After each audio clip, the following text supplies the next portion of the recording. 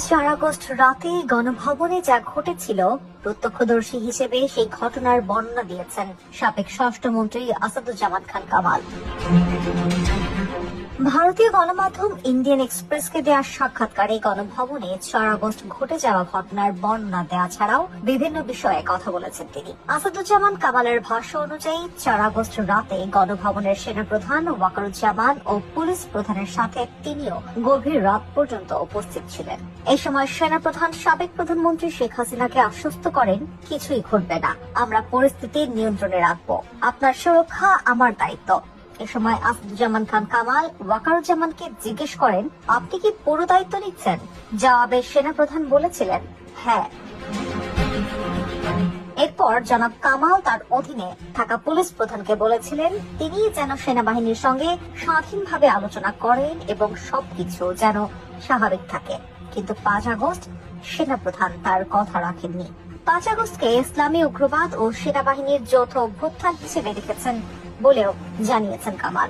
তার ভাষায়, যখন থানাগুলো পড়েছে কার্যত পুলিশ তখন অকার্যকর হয়ে যায়, তখন জাতির কেবল নিঃশব্দে দেখা আর মৃতদেহ গোনা ছাড়া কোনো উপায় ছিল না। পুলিশই নাগরিকদের সুরক্ষা দেয়, কিন্তু যদি পুলিশই পঙ্গু হয়ে যায় তখন কি হবে?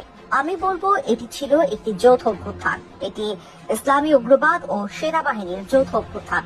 জুলাই আগস্ট কাণ্ডে গোয়েন্দা ব্যর্থতা ছিল দাবি করে কামাল বলেছেন, আমি একমত যে একটি গোয়েন্দা ব্যর্থতা ছিল, তাই ইচ্ছাকৃত বা অনিচ্ছাকৃত যাই হোক, তবে এটি ছিল একটি সেনা অভ্যুত্থান। সেনাবাহিনীর একটি বিজনেস গোয়েন্দা ইউনিট আছে, directorate general of forces intelligence. তারা সরাসরি প্রধানমন্ত্রীর কাছে রিপোর্ট করে। জাতীয় নিরাপত্তা গোয়েন্দা সংস্থাও সরাসরি প্রধানমন্ত্রীর কাছে রিপোর্ট করে। এমনকি পুলিশের গোয়েন্দা বিভাগও প্রধানমন্ত্রীর কাছে রিপোর্ট করে। স্বরাষ্ট্রমন্ত্রীর কাছে কেবল গোয়েন্দা রিপোর্টের সারসংক্ষেপ আসে।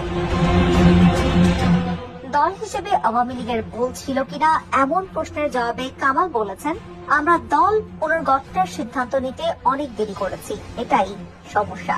2 বছর পর পর নতুন নেতাদের উঠে আসা উচিত, কিন্তু আমরা সময় মতো নেতাদের নির্বাচন করতে পারিনি।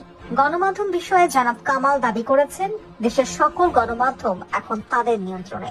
গণমাধ্যম কিছু মন্তব্য করতে পারে না, তারা কোনো কিছুর জন্য আওয়াজ তুলতে পারে না, তারা এখন নীরব।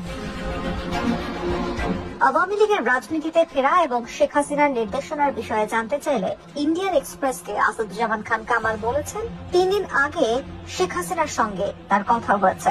শেখ হাসিনা বলেছেন, তোমরা সব নেতাকর্মীদের ঐক্যবদ্ধ থাকতে বলো এবং আমরা অবশ্যই খুব অল্প সময়ের মধ্যে পরিস্থিতি কাটিয়ে উঠব।